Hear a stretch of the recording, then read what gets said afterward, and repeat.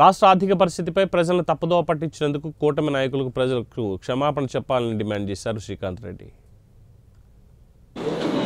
ప్రజలకు మేలు చేసేటువంటి కార్యక్రమాలు ఎన్నైనా చెప్పచ్చు, కానీ సత్యదూరమైనటువంటి ఆరోపణలు చేస్తూ రాష్ట్రాన్ని ప్రజలను తప్పుదోవ పట్టించేటువంటి రీతిలో వ్యవహరిస్తూ ఎన్నో రకాలుగా అప్పుడు ప్రభుత్వం పేద ప్రజలకు మంచి చేస్తున్నా దుష్ప్రచారాలతో పబ్బం గడుపుకున్నట్టు చంద్రబాబు నాయుడు గారు 10 లక్షల కోట్లని ఈయన, పురంధేశ్వరి గారు 14 లక్షల కోట్లు అప్పులు చేసింది రాష్ట్ర ప్రభుత్వం అన్నటువంటి మాటలు, ప్రతి ఒక్కరి నోట అప్పుల పాలు చేశారు రాష్ట్రాన్ని అని చెప్పి మభ్యపెట్టే మాటలు చెప్పించి చాలామందిలో నిజంగా జరిగిందేమో అన్నటువంటి రీతిలో నమ్మించే విధంగా వివరించారు మీడియా కానీ ఇటు కూటమి నేతలు కానీ. ఎలక్షన్ల ముందర ఎలక్షన్లు అయిపోయిన తర్వాత మొట్టమొదటి జరిగినటువంటి అసెంబ్లీ సమావేశాలలో ఒక నోట్ వచ్చింది, గత ప్రభుత్వం ఎంత అప్పు చేసింది, మొత్తం రాష్ట్ర అప్పులు 7,80,000 కోట్లు ఉంటే అందులో 3.5 లక్షల కోట్లు గత ప్రభుత్వంలోనే జరిగినాయి అన్నటువంటిది వాస్తవాలు కూడా పేపర్ రూపంలో అసెంబ్లీలో ప్రజెంట్ చేశారు.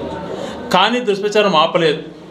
14 లక్షల కోట్లు చేసేసాడు జగన్మోహన్ రెడ్డి, ఆర్థిక విధ్వంసం చేశారని మాట్లాడుతూ వచ్చారు.